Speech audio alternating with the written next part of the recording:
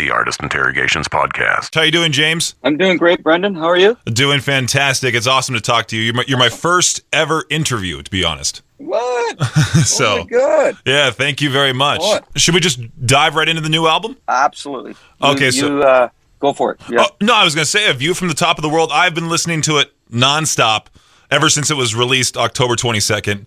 And just wanted to ask, because your last album was in 2019, and 2020, obviously, with everything that happened, did that put some inspiration or creativity when it came to this album? I think that, to be honest with you, I think the pandemic really made us, take a step back and think about what really matters in life. And that is, we have our health, we have our family, we have our friends.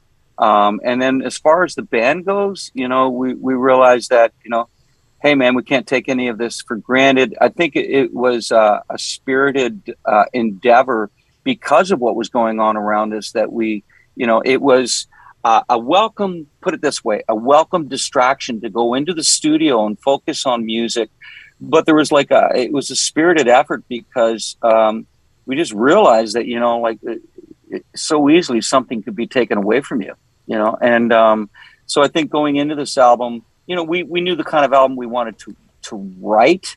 We knew that we wanted it to be high energy, from beginning to end. We knew we wanted to write an epic track and so on and so forth. But I think with the events, the current state of affairs around us, I think that it really kind of did give us that inspiration to, want to have this union and really be able to celebrate what it is that we do as artists. Yeah, so absolutely. I think it really lent itself. It was unfortunate we had to pull down the world tour before we were even anywhere near. I mean, our last show was in Glasgow on February 23rd, 2020, and we were supposed to be out until mid-October of that year. And wow. So anyways, but we I think what we need to be thankful for is that we're all healthy and we're all doing well, and we got a great album out, and that we're all looking forward to getting back out and touring and supporting it and doing what we love to do. Oh, absolutely. And I'm a guy that loves amazing album covers, and obviously over the years, Dream Theater has had a ton of these amazing album artworks. So what's the inspiration behind this one? Well, we were once again working with Hugh Syme, who's world-renowned for all his works with Rush. He came in from Caress of Steel and onward. He's just a phenomenal talent. Hugh is he always loves to start with the title of the album. So that's what he likes to get first. And from there, he's very prolific in the way that he comes up with the imagery. He comes up, and it's his art. It's his imagery that really describes what it is that we're trying to get across visually. And with him, he right away, the title track, "A View from the Top of the World," is actually talking about the daredevils that live in our world. They like to push to the physical extremes, even with the risk of paying the ultimate price. So people that love to skydive, mountain climb, you got it, whitewater rafting, anything that is almost like, to a certain degree, death defying. And so that's what that title track is about. So he has the album cover is a place, I believe it's in Norway. And it actually exists. That's a real place that people go and they stand on that rock between two of the cliffs or the edifice there, and you can go up there, and I think it's 300 meters in the air, which is 900 feet, 1,000 feet, jeez, something like that. Yeah. I mean, would you do it? I wouldn't do it. I was going to say, at that moment there would be a slight tremor, and then you fall. Yeah, I was going to say. How did he find that place? Did he already know about it? That's Hugh. I'm sure he has his way of researching and looking at places or anything that will conjure up something that will support what it is that he's going after. He probably just, that's his homework. I'm not quite sure how he does his research. But then that's the thing. And if you look at the rest of the booklet of the album and the way that he supports each lyric and each song with the imagery behind each song, it's phenomenal. I mean, the guy's just he's just so cool. Yeah. and so unique, and he's identifiable. You know that's Hugh Symes' artwork. You know, he just has an identity. And sure. Obviously for that last song, A View from the Top of the World, it's 20 minutes long. It's an epic song. I love it. But did you guys all collaborate on saying, hey, we're going to make a 20-minute long epic song for this album to end the whole entire thing?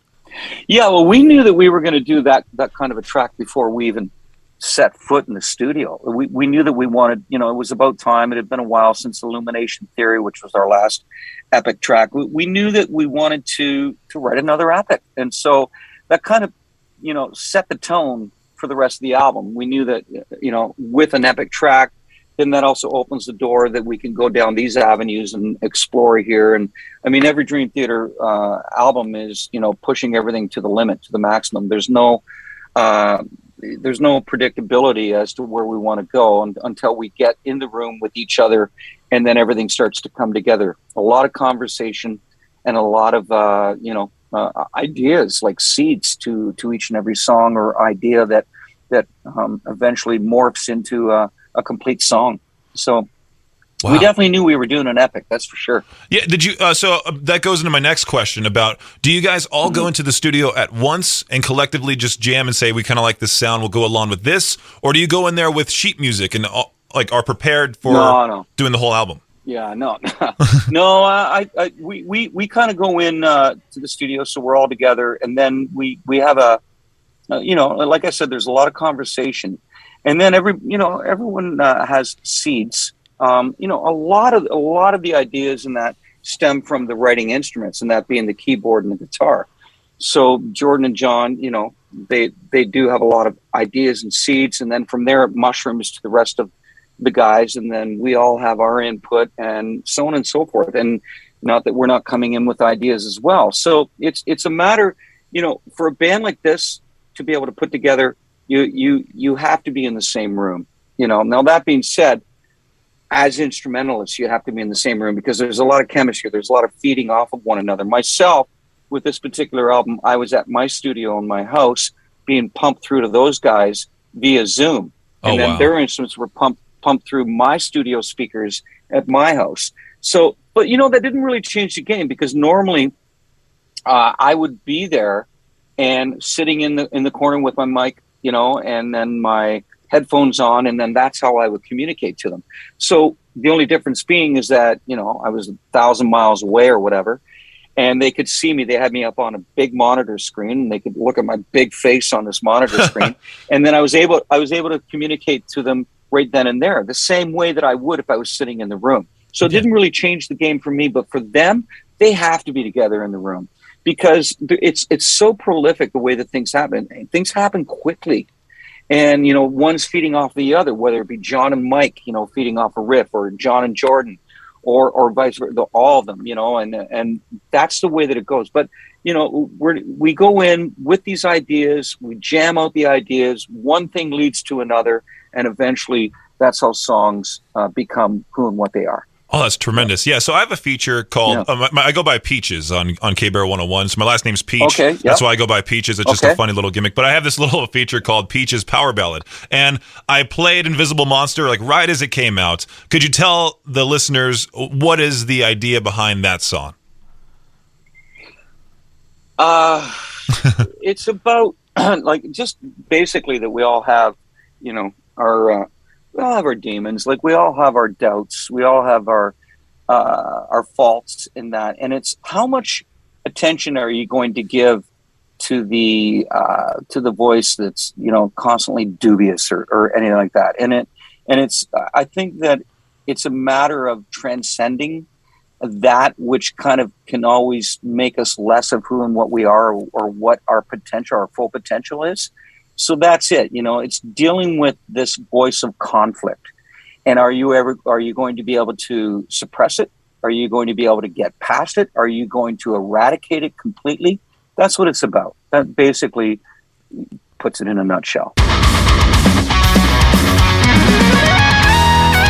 The Artist Interrogations podcast is a production of Riverbend Media Group. For more information or to contact the show, visit riverbendmediagroup.com.